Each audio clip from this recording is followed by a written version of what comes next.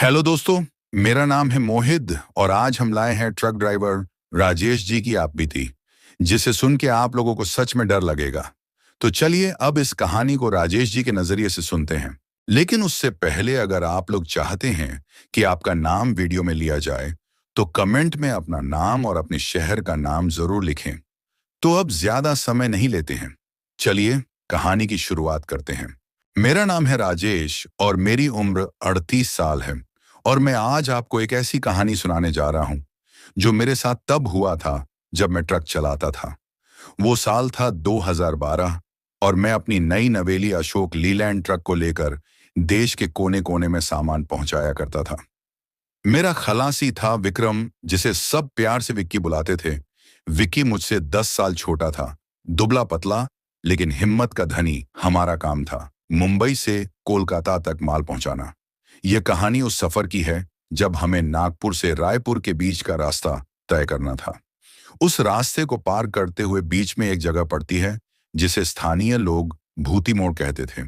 यह इलाका घने जंगल और पहाड़ियों से घिरा था, जहां न कोई ढाबा था न कोई बस्ती। हमने रात के करीब 10 बजे नागपुर छोड़ा। ट्रक पूरी तरह से लोड था। विक्की ने अपने देसी गाने लगाए और हम दोनों मस्ती करते हुए सफर कर रहे थे। भूती मोड़ से पहले करीब 50 किलोमीटर तक सब सामान्य था। फिर अचानक विक्की ने गाने बंद कर दिए। क्या हुआ विक्की? मैंने पूछा। विक्की ने धीरे से कहा, राजेश भाई, मुझे लग रहा है कि कोई हमारा पीछा कर रहा है। मैंने रियर व्यू मिरर में देखा। पीछे घना अंधेरा था, दूर दूर तक कोई रोशनी नहीं, न कोई गाड़ी। मैंने उसे डांटा, दिमाग खराब हो गया है तेरा?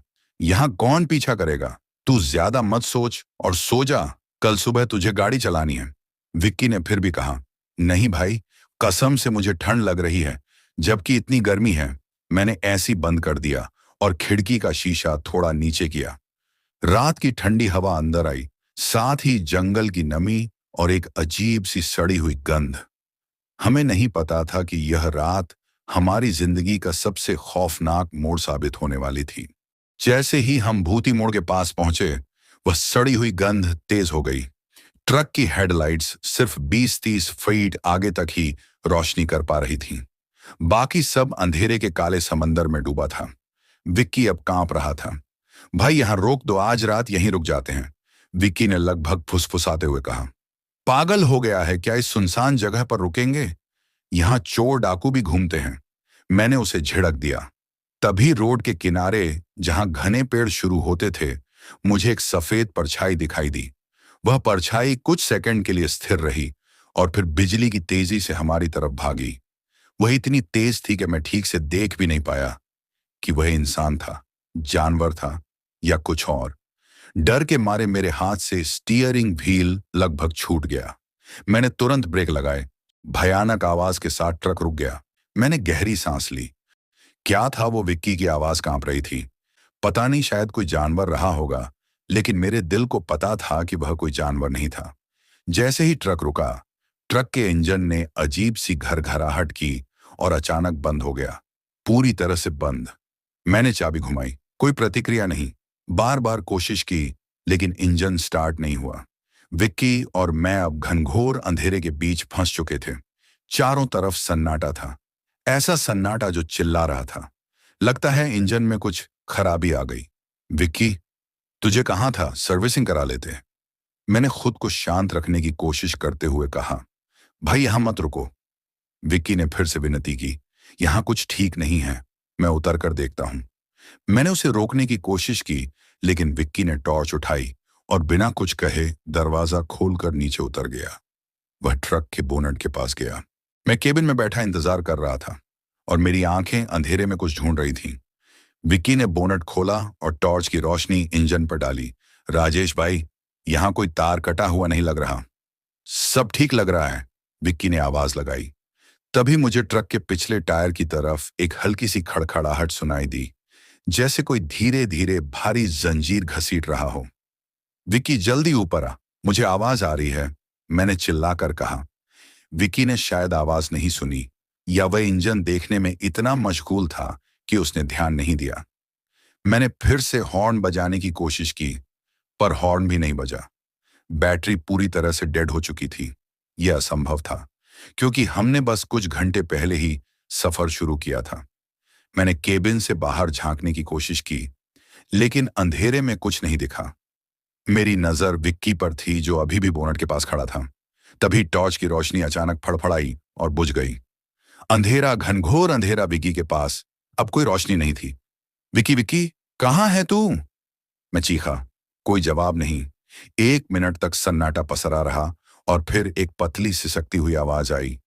वह विक्की की आवाज थी। राजेश भाई, जल्दी अंदर आ। उसकी आवाज इतनी कांप रही थी जैसे वह भयानक दर्द में हो। मैं बिना सोचे समझे दरवाजा खोलकर नीचे कूदा। मैं अपनी जेब से छोटा लाइटर निकालकर उसे जलाया। हल्की सी रोशनी में मैंने देखा, विक्की जमीन पर गिरा हुआ था। उसके चेहरे पर भयानक डर था।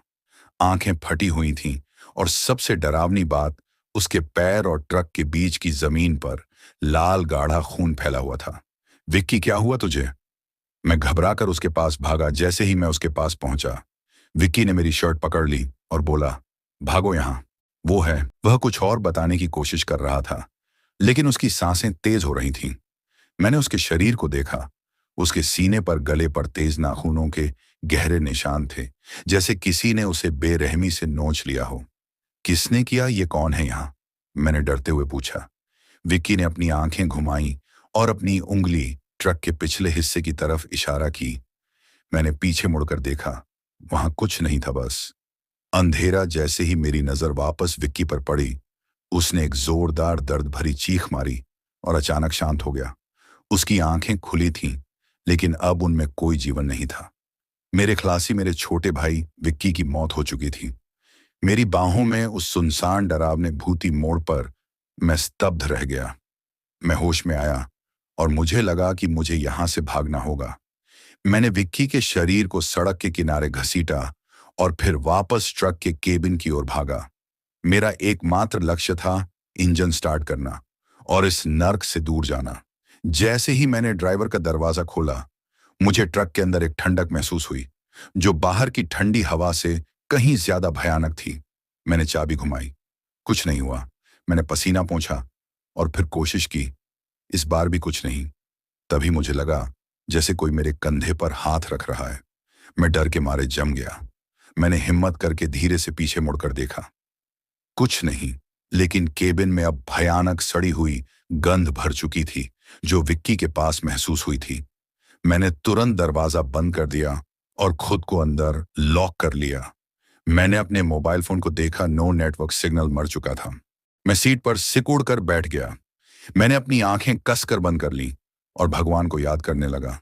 तभी मुझे ट्रक के केबिन के ठीक ऊपर छत पर धीरे धीरे कदमों की आवाज सुनाई दी। ठक ठक ठक। आवाज बहुत हल्की थी, जैसे कोई नंगे पैर चल रहा हो, लेकिन वह आवाज हर सेकंड करीब आती जा रही थी। सीधे मेरी तरफ मैं कांप रहा था। मैंने डरते डरते ऊपर की तरफ देखा। छत पर कोई छेद नहीं था, लेकिन मुझे लगा कि वह चीज अब ठीक मेरे ऊपर खड़ी है। और फिर थक की आवाज बंद हो गई। कुछ सेकंड का भयानक सन्नाटा, और फिर इस नुकीली चीज ने ट्रक की छत को खरोंचा, जैसे कोई लंबा नाखून लोहे पर रगड़ रहा हो। आवाज इतनी तेज थी कि मेरे कान सुन्न होने लगे। यह आवाज ट्रक के सामने वाले शीशे की तरफ बढ़ती गई और फिर थम गई। मुझे लगा कि वह चीज अब सामने है और मेरी तरफ देख रही है। मैंने हिम्मत करके अपनी आंखें खोली और सामने वाले शीशे की तरफ देखा। अंधेरे के कारण कुछ भी साफ नहीं दिखा, लेकिन मुझे ऐसा लगा जैसे शीशे के दूसरी तरफ ठीक मेरे सामने दो सफेद चमकती हुई आंखें हैं जो मुझे घूर रही हैं। मैं चीखना चाहता था, लेकिन मेरी आवाज मेरे गले में ही फंस गई। मैंने अपनी आंखें बंद कर ली। ट्रक के ड्राइवर साइड के दरवाजे पर एक जोरदार दस्तक हुई। मैं उछल पड़ा। वह दस्तक इतनी तेज थी जैसे कोई पत्थर से मार रहा हो। धम धम धम दस्तक लगातार हो रही थी और हर दस्तक के साथ केबिन की ठंडक बढ़ती जा रही थी। मैंने हिम्मत करके फुसफुसाया, तुम कौन हो? दस्तकें रुक गईं। फिर उसी भयानक सड़ी हुई गंध के साथ मुझे एक पतली धीमी आवाज सुनाई दी, जो दरवाजे के ठीक बाहर से आ रही थी। राजेश मेरे भाई। ये आवाज विक्की की थी, बिल्कुल विक्की जैसी, लेकिन इसमें भयानक पीड़ा भरी हुई थी। मैं सकते में था। विक्की मर चुका था। मैंने खुद उसका बेजान शरीर देखा था। मैंने खुद को संभाला नहीं। तू मेरा विक्की नहीं है, तू कुछ और है। जैसे ही मैंने यह कहा, दरवाजे पर फिर से जोरदार दस्तक हुई, लेकिन इस बार वह दस्तक गुस्से और निराशा से भरी हुई थी। दस्तकें अब पूरी ट्रक पर हो रही थीं। छत पर, दरवाजों पर, बोनट पर ऐसा लग रहा था जैसे ट्रक को चारों तरफ से किसी अदृश्य शक्ति ने घेर लिया हो। ट्रक तेजी से हिलने लगा। खड़खड़ाहट, ट्रक की बॉडी और शीशे कांपने लगे। मुझे लगा जैसे ट्रक पलटने वाला है। मैंने आंखें खोली। इस बार केबिन के अंदर आगे वाले शीशे पर मुझे एक चेहरा दिखाई दिया। वह धुंधला था, लेकिन मैं उसकी पीली डरावनी आंखें साफ देख सकता था। वह चेहरा विक्की का नहीं था। वह बूढ़ा, क्रूर और भयानक लग रहा था। वह चेहरा धीरे धीरे शीशे के आर पार होने लगा, जैसे कोई धुआं अंदर आ रहा हो। मुझे लगा कि अब मैं नहीं बचूंगा। तभी अचानक मेरे दिमाग में एक विचार आया। मैंने अपने गले से हनुमान चालीसा का ताबीज निकालकर जोर से उसकी तरफ फेंक दिया। ताबीज उस चीज से टकराया और एक भयंकर चीख गूंज उठी। वह चीख इतनी तेज थी कि मेरे कान के पर्दे फट सकते थे। चीख के साथ ही वह भयानक गंध और वह ठंडक गायब हो गई। ट्रक का कंपन रुक गया। दरवाजे पर दस्तकें बंद हो गईं। चारों तरफ फिर से सन्नाटा पसर गया, लेकिन इस बार वह सन्नाटा शांति वाला था। मैंने खिड़की से बाहर देखा। पूरब दिशा में आसमान हल्का नीला होने लगा था। भोर की पहली रोशनी आ रही थी। मुझे पता था कि मैं बच गया हूं। जैसे ही सूर्य की पहली किरणें जंगल से होते हुए ट्रक के केबिन पर पड़ी, मैंने तुरंत चाबी घुमाई। वूम इंजन एक बार में स्टार्ट हो गया, जैसे उसमें कभी कोई खराबी थी ही नहीं। मैंने बिना एक पल गंवाए एक्सीलरेटर दबाया। ट्रक तेजी से भूती मोड़ को पार करके आगे बढ़ गया।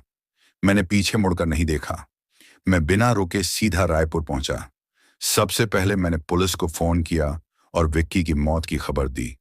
पुलिस आई, जांच हुई। मैंने उन्हें अपनी आप बीती नहीं बताई।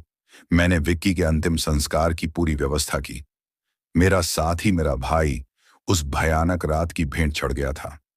रायपुर से मुंबई वापस आते वक्त मैंने फैसला कर लिया था।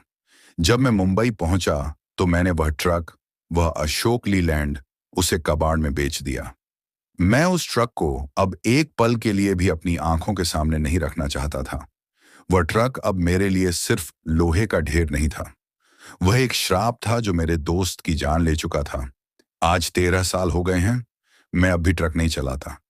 मैंने छोटा मोटा दूसरा काम शुरू कर दिया है, लेकिन आज भी जब रात में मैं सोता हूं तो मुझे ट्रक के केबिन में ठंडक महसूस होती है और दरवाजे पर विक्की की सिसकती हुई आवाज सुनाई देती है, राजेश, मेरे भाई, मुझे अंदर ले लो। और तब मुझे याद आता है कि मैंने अपने दोस्त को उस काली रात के अंधेरे में अकेला छोड़ दिया था, और वह आत्मा आज भी उस भयानक मोड़ पर अपने भाई का इंतजार कर रही होगी। तो दोस्तों, ये थी राजेश जी की आप भी थी।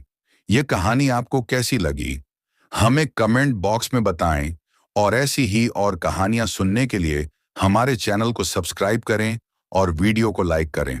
हम मिलते हैं किसी दूसरी कहानी के साथ।